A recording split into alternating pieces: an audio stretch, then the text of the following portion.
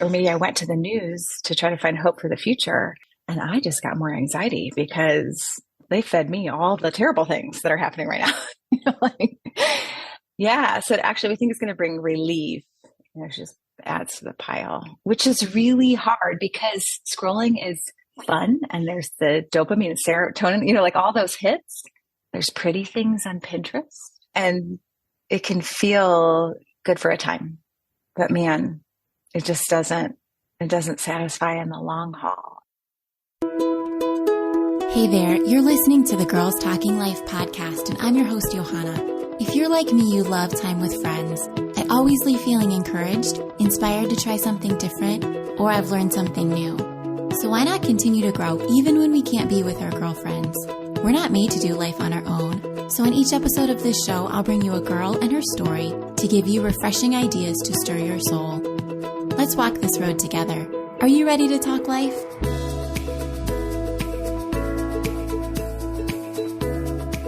Hey friend, what are you consuming? What are you filling up on?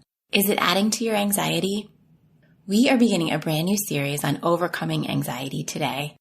Most of us experience some sort of anxiety, everything from occasional or situational feelings of worry or fear, all the way to anxiety disorders where there is a frequent and intense or even excess worry and fear.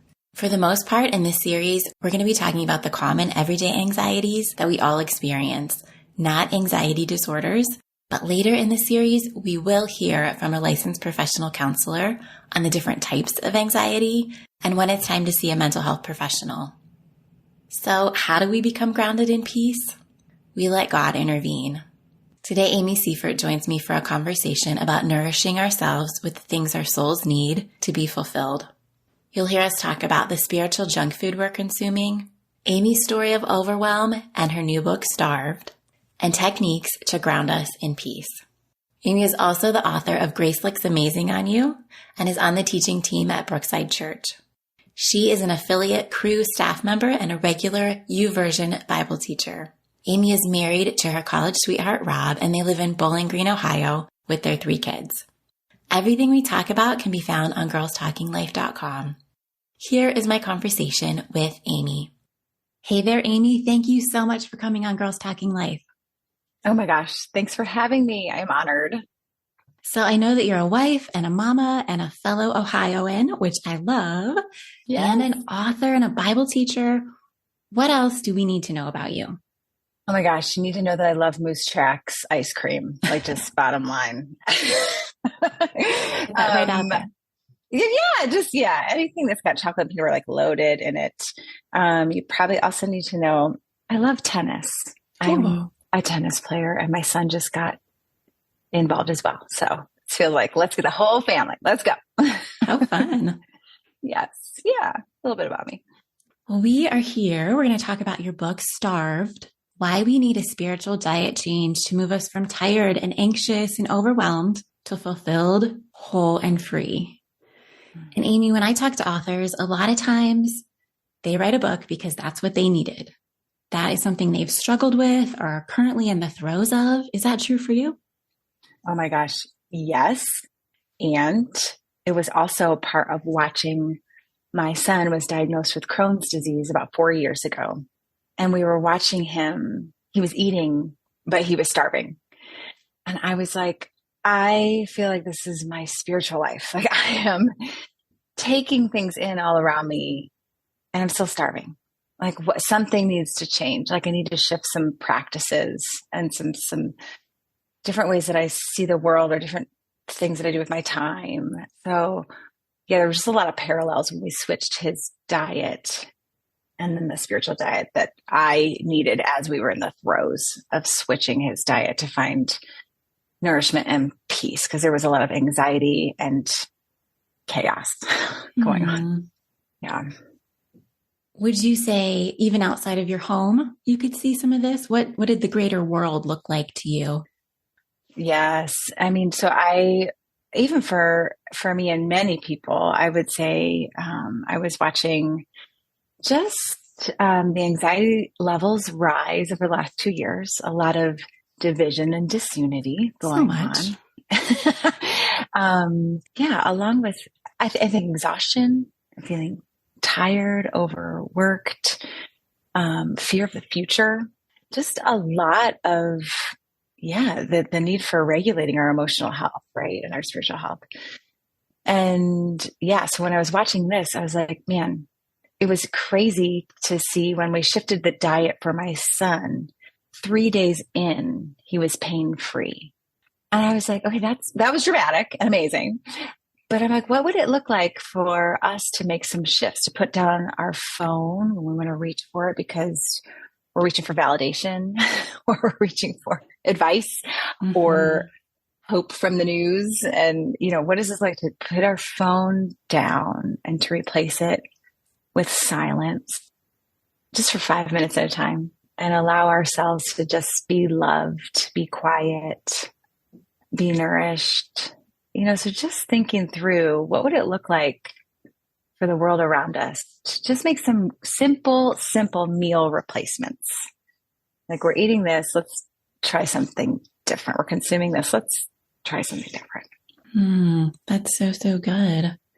We are in a series on defeating anxiety, and you have a whole chapter in your book devoted to this subject. And at the beginning of it, you list kind of your swirling thoughts, my son's health, the laundry, we're not going to have clean underwear. What are we going to have for dinner if I don't get the groceries? And Amy, I could do the same thing right now, just listing all the things swirling in my head. So is this a North American thing? Is this a woman thing? Is this a human thing? Why are we experiencing that? Oh my gosh. I mean, I think a few things. I think we have a lot piled on our shoulders as women. You add motherhood and maybe kids to it, and now you've got schedules and chaos. I think there's a weight to do everything well, and not have the grace to say, well, I'm going to do this about 70% and that'll be enough. And then I can do this other thing at 100%. I think so. Not even the permission to scale back in some places. I think there's internal pressure and external pressure in our world that can just make it chaotic and anxiety inducing in our brain. I think for moms too, specifically, if there's one child that is struggling, one of my friends was like, as a mom, right or wrong, you might only be doing as well as your struggling child, like your child who's struggling the most, because that's where you're going to then pour your energy, right? So, I mean, I think there's a variety of reasons, but I also think the noise and distraction in our world with social media and news, phones, that doesn't actually relieve the anxiety and the peace. I think it adds to it. You think that you're being taken away from your anxiety when you're watching or scrolling. Yes. But the truth is, it's just kind of masking it. Yeah. Yes. Or feeding it in some cases. Yes. Or even like exacerbate. Like now in my news feed, I went to the news to try to find hope for the future. And I just got more anxiety because they fed me all the terrible things that are happening right now. Yeah. So actually we think it's going to bring relief. It just adds to the pile, which is really hard because scrolling is fun. And there's the dopamine and serotonin, like all those hits. There's pretty things on Pinterest, and it can feel good for a time. But man, it doesn't satisfy in the long haul, and to quiet everything down. Yeah. So that moment in my kitchen in the morning when it was chaotic, I'm tripping over stuff. There's book bags, there's kids. I'm thinking about all the things. I just felt so overwhelmed. And even that idea of being overwhelmed is as if you're being buried, like a wave is coming and like burying you. I felt buried by the day. Too much. I can very much relate to that. And then you go on to tell a story about getting a gift that was something that you needed and showing you that God saw you in that really small thing. Do you mind sharing that? Yeah. Oh, absolutely. Yes. So I finally get book bags, lunches packed, whatever, and they're already late for the bus. And so I'm like, you guys gotta go. So I'm opening the door, I'm blowing kisses, love you. And they each one of them, I have three kids, hop over this box on the front porch as if it's fine, nothing. Kids are like, ooh, a hurdle, whatever. That is not normally, it's not normally on our porch. They hop over this box. And then I look at him like, I almost trip over it as I'm like, what is this? And it's a sizable box. And so I look at it and I'm like, oh my gosh, like, I think I did trip over it. And as I stepped, I was like, and you know, when you hit something, you hit a bump or you hit into something that just kind of jars you out of what you were thinking. Like it just stopped me in my tracks. I ended up picking it up and it was way heavier than I pictured. And I hoisted it onto my dining room table. I thought, what is this? And so it was a great divine interruption. This box on my front porch that I wasn't ready for. And as I open it, there are 12 beautiful amber colored honey jars, local honey, just gifted to us with a little note. I think it was like, may blessings of honey flow. And I just got teary because my oldest son's diet, you can only have honey as the sweetener. It's the only sweetener. And we go through honey so quickly. And local honey is like a gem, right? You know, Yes. all that goodness.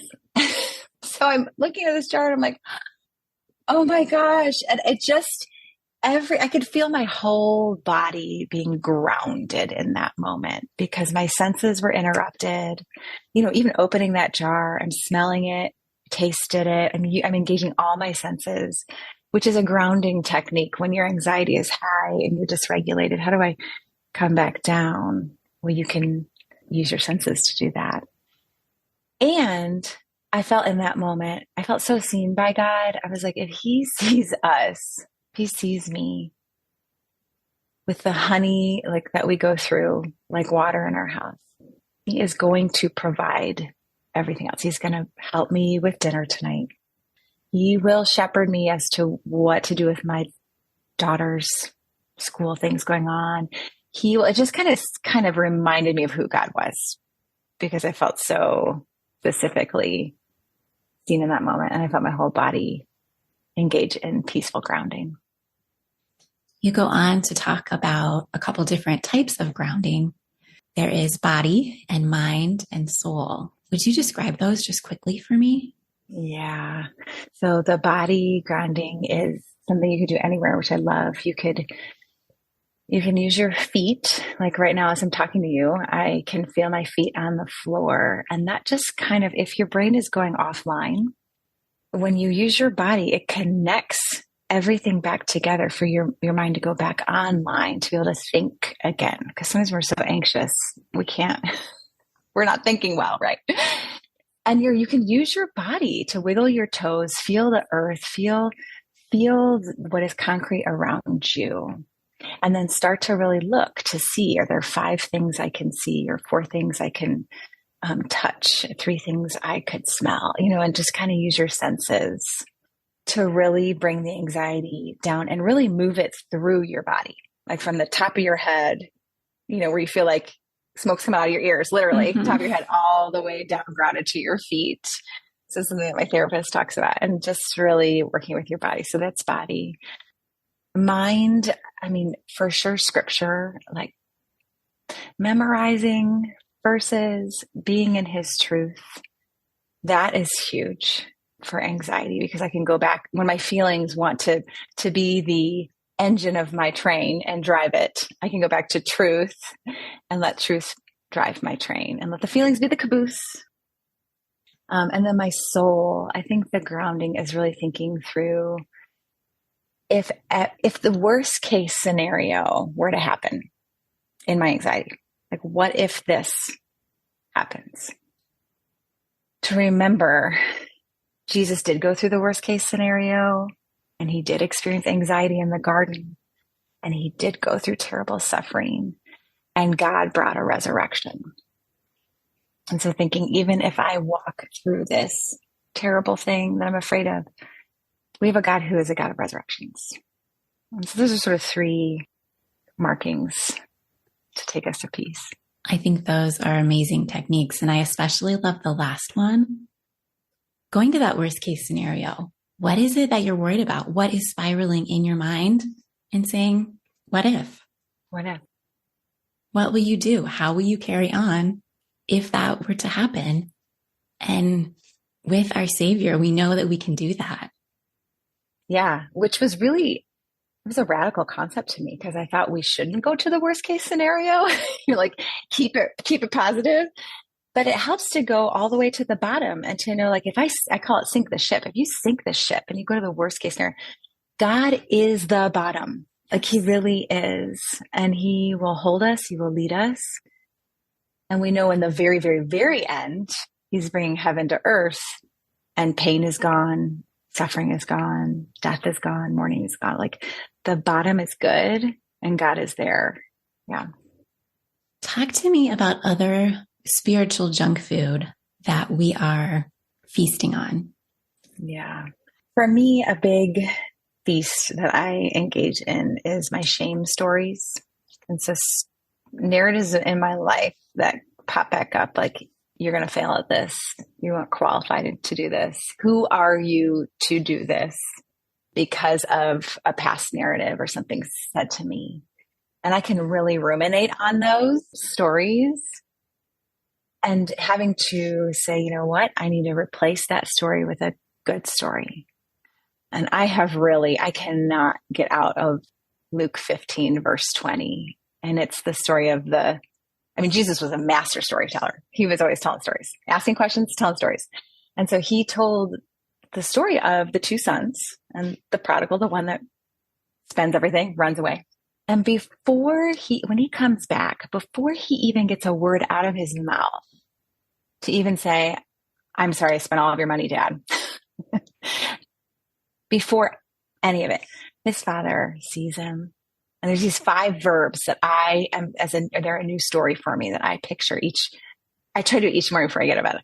The father sees him. He's filled with compassion for him. He's running toward him. He's embracing him and he's kissing him. Mm. And that's a good story. Like if I wake up and I just think of those 5 verbs and I use my holy imagination and picture God embracing me, that really quiets the negative narratives that really want to define my day. If I can think of my good father and how he sees me. Absolutely. I really appreciate that spin on that passage or that focus on that part of the passage. Yeah, that's great, Amy.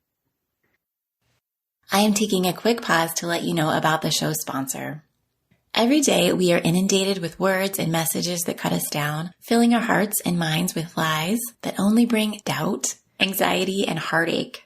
But the scriptures are full of God's truth and his promises to us, so there is no better way to encourage our hearts than to focus on his word.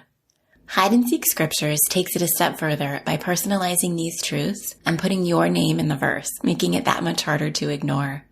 The verses are a paraphrased version with your name inserted, providing words of encouragement and truth for your heart to easily grab onto and hold tightly each and every day.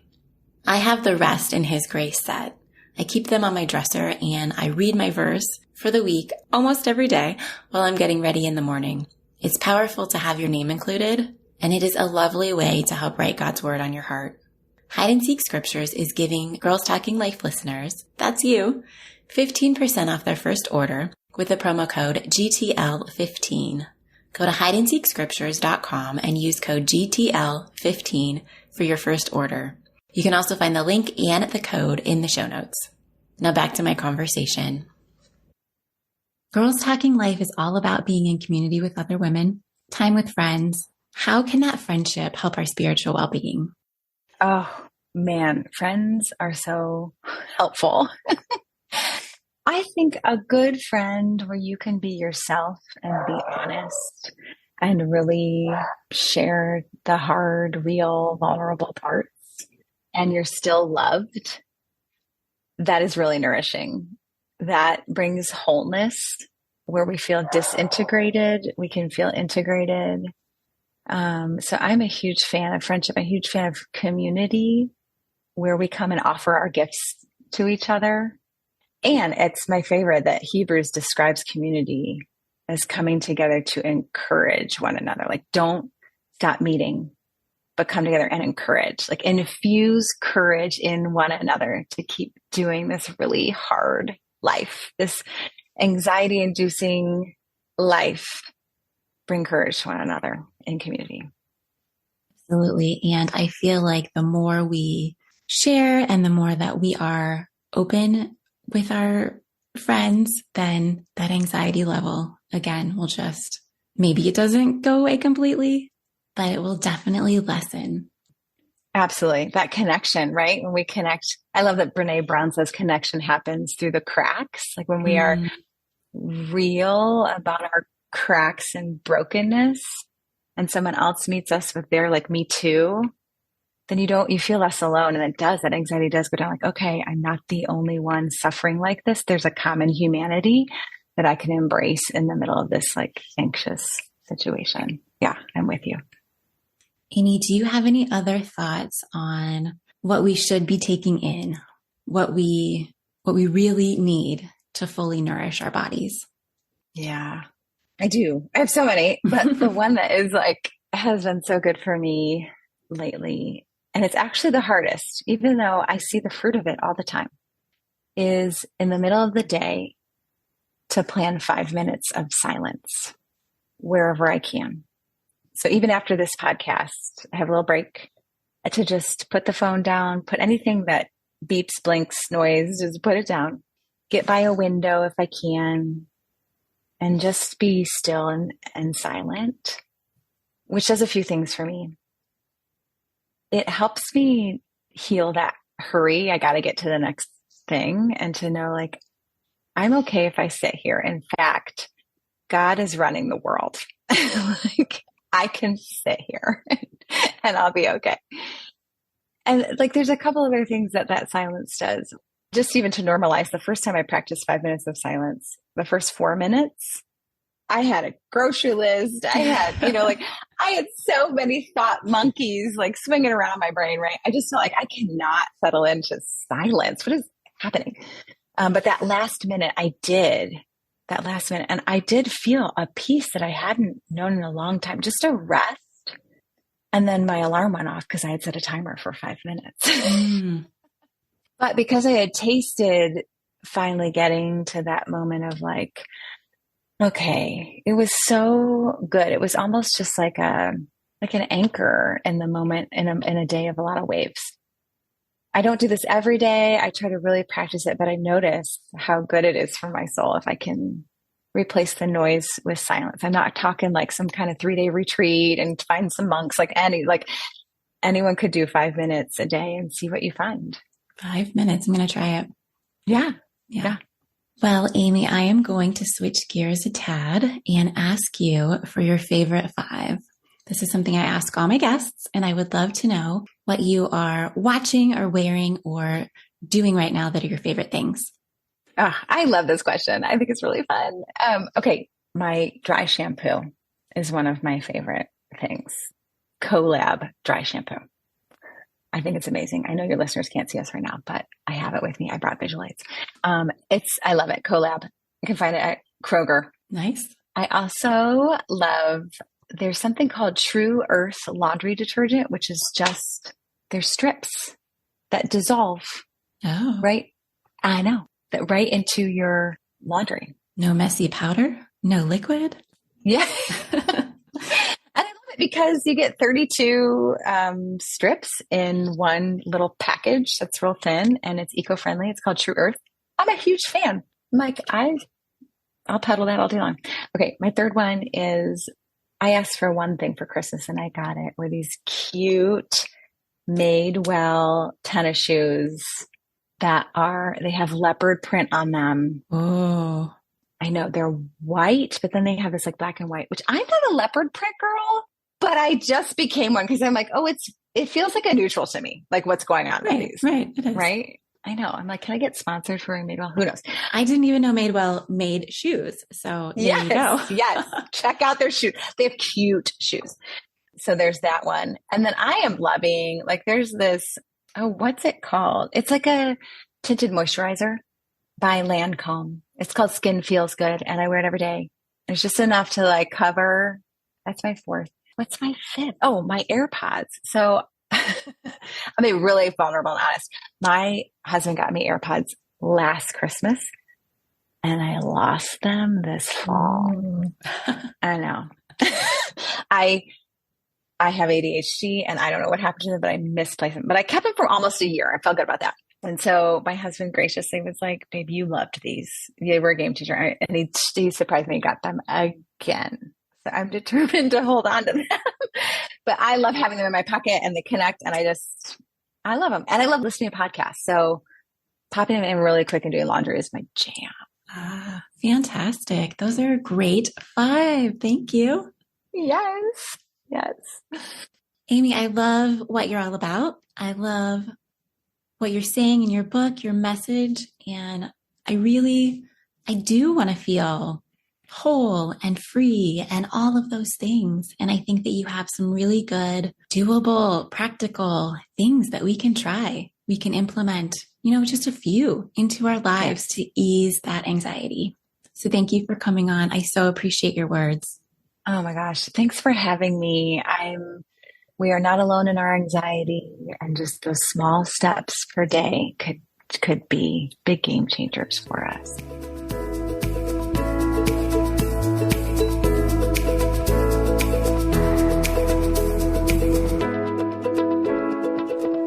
Thanks for listening. It was so great to talk with Amy.